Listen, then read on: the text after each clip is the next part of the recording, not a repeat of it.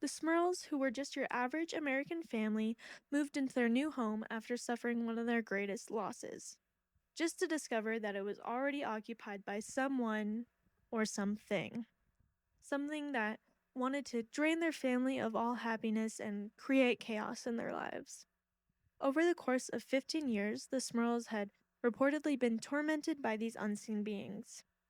It started out with simple things like tools going missing, weird smells coming out of nowhere, and finally moved on to just full on violent attacks.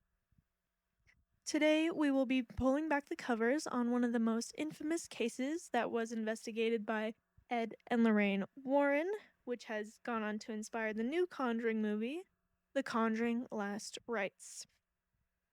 Hi, hello, welcome. I'm your host, Emma, and you're listening to the Dead Awake podcast. Now, before we get into today's episode, I'm going to address the elephant in the room, if you will. I have a new setup, and I know you can't see it right now because I couldn't record on my phone because my storage is full. Whoops. And then my camera is the battery is real messed up, so I'm recording on my computer. Well, it's a little camera that I have attached to my computer, but it's still not the best of quality. We're gonna ignore that though. But I have this great red couch, and I love it so much. I got it from Goodwill. I love Goodwill. I also got these pillows. They're eyeballs, and I love them. And we also have Stevie, the skeleton duck. We have Big Toe, and my uterus pillow named V. Catch my drift. But yes.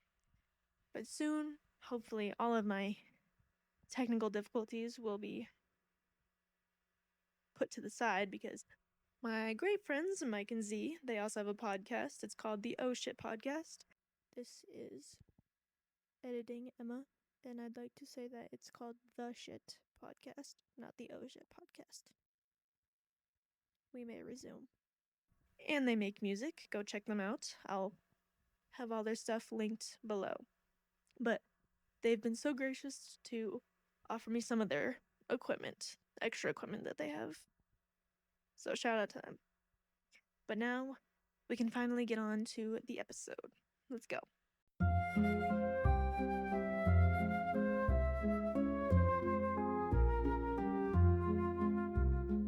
Now, before we get into today's episode, I would like to give a little bit of a content warning. Today, we will be discussing things like paranormal hauntings, possible possession, sexual assaults, and there's a tiny part where a dog does get hurt, but it doesn't die, so there's no need to worry. But if you're sensitive to any of those topics, just viewer discretion is advised. Our story begins with Jack and Janet Smurl, who were your average working class family, and they started off living in their Wilkes-Barre home in Pennsylvania with their two daughters, Dawn and Heather.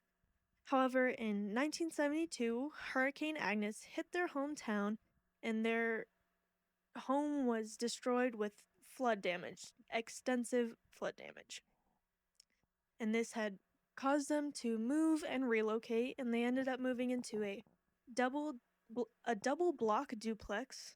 Holy, that's a tongue twister. But they moved into this duplex at 330 Chase Street in West Pittston, Pennsylvania. On one side was Jack, Janet, and their two daughters, and in the other side was Jack's parents, John and Mary. They quickly got settled in, just in time for the girls to start school. However, the family's newfound comfort and tranquility was very short-lived. Starting in 1974, the Smurls would quickly notice strange encounters around the house. Even on both sides of the duplex, John and Mary would also start noticing weird things happening. It started off small with things like tools going missing and randomly appearing in odd places such as the attic or the basement, which is like, why would they be done? I could get why they would be placed there, but like they were actively using them, so, or they were getting used, like Things would be in the kitchen and they'd appear in the attic or in the basement. But they would also have things like weird stains appearing on the rug and on the walls, even though there was fresh coats of paint, and the rug, no matter how much they cleaned it, it would just keep reappearing out of nowhere.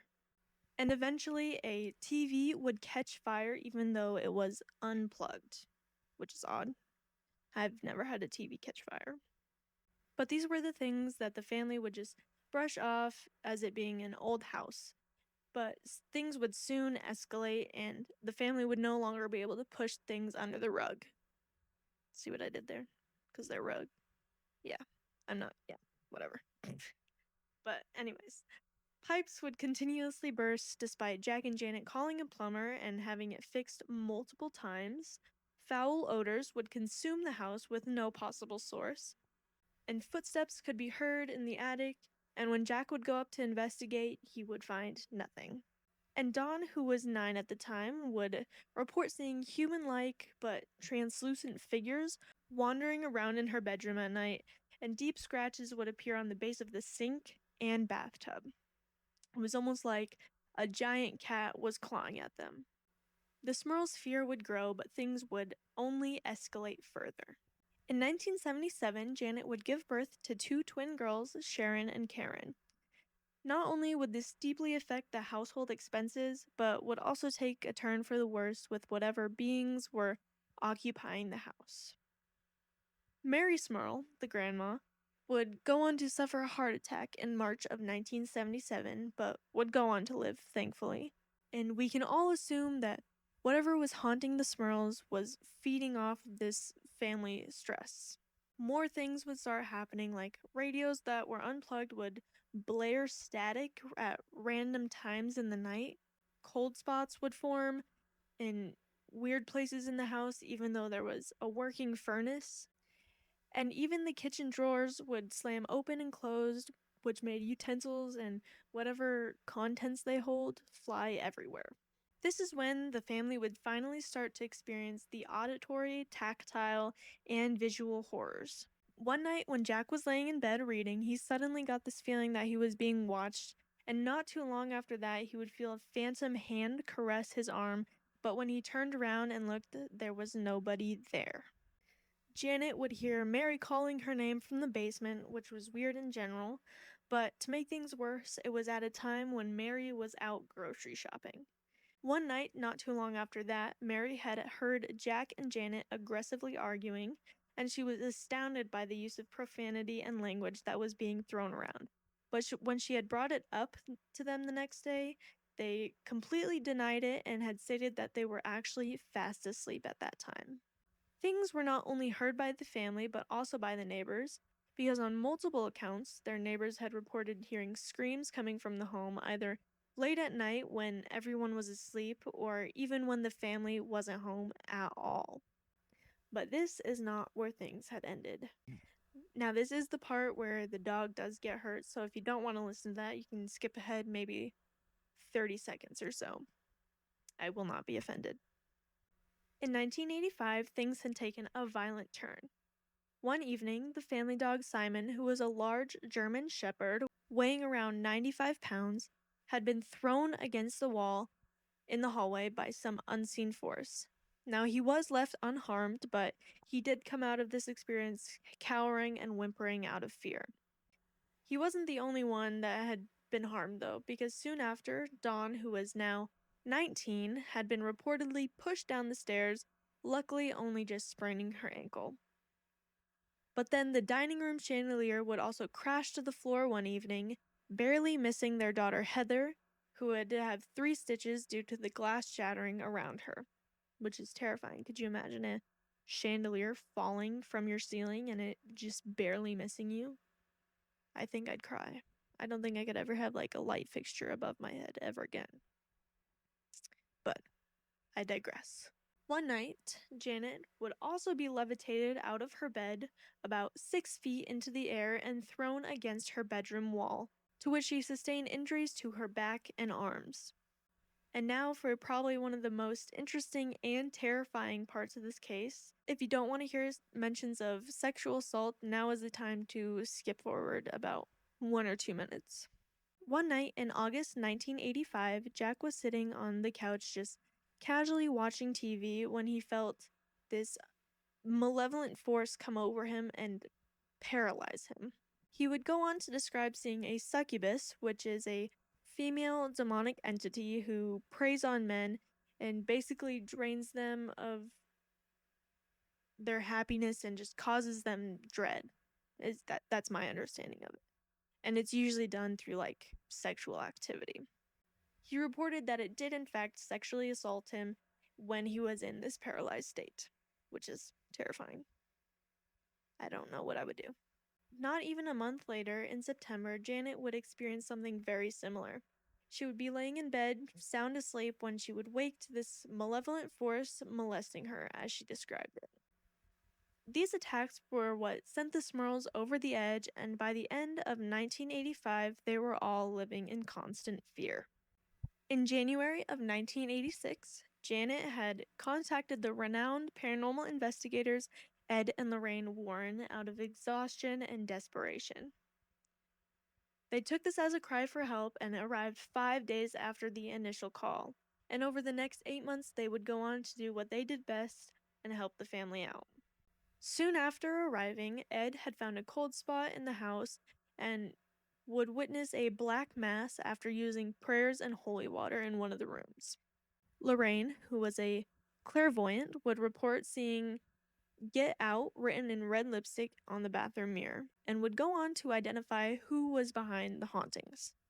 She said there was an elderly woman who was reported to be harmless, a young girl between the ages of 15 and 20 who could be potentially violent, a man between the ages of 40 and 50 who had died in the house in the early 1900s, and last but certainly not least, there was a demon who was controlling the other spirits to cause chaos in the house. The Warrens would go on to capture audio and videotapes of knocking, growling, whispers, and they even captured a dark mass in the hallway. This videotape was sent to a Catholic church, but they denied possession, whatever that means. I think that means like they didn't think anything was going on. But they had gathered enough evidence, and Father Robert F. McKenna, oh my god, that is also a tongue twister. I just can't speak today. Like, I just had to record that like 5 times. But, anyways, he was called to perform an exorcism on the house. However, this didn't seem to do much more than piss the entity off because things only became worse for the family. He would return and perform 2 more exorcisms over the course of 5 months, in which the activity finally would start to subside, but only for a short period of time. Only a month had passed before the foul odors and shadows returned. The family finally decided to move as their last resort, but this didn't stop anything because the entities had latched onto the family and moved with them. Same odors would fill the house, and Shannon would reportedly be scratched on the legs by a dark force.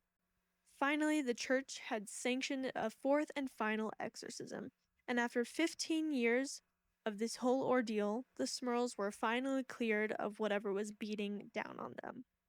The Chase Street duplex was sold in 1988 and demolished in 1995, finally ridding the world of whatever had been.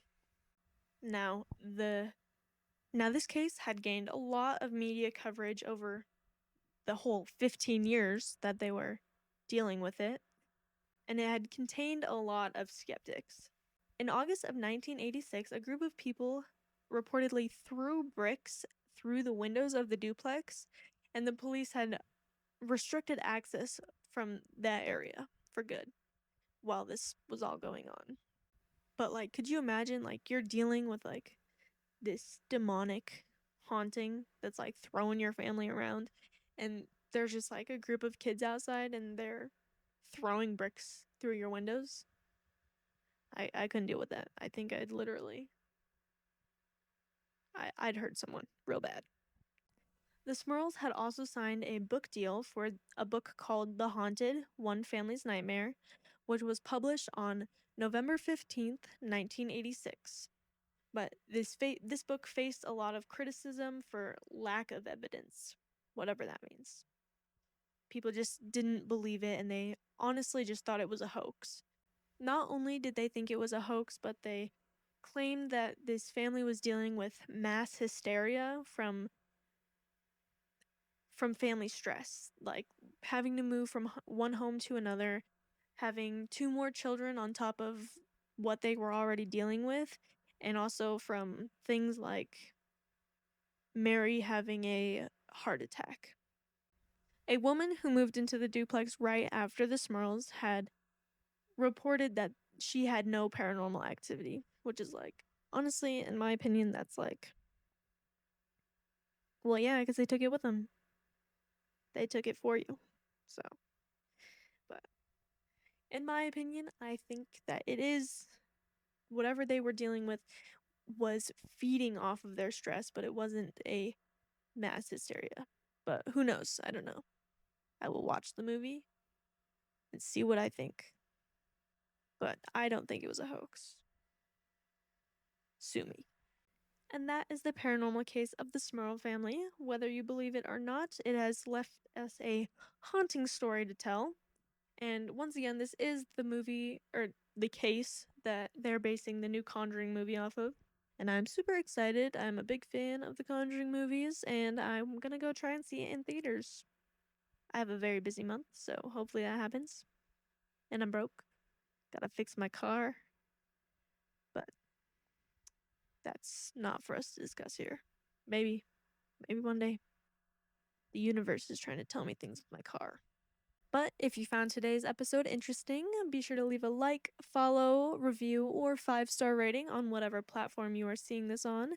Every week, I am bringing a new haunting story to keep you wide awake at night.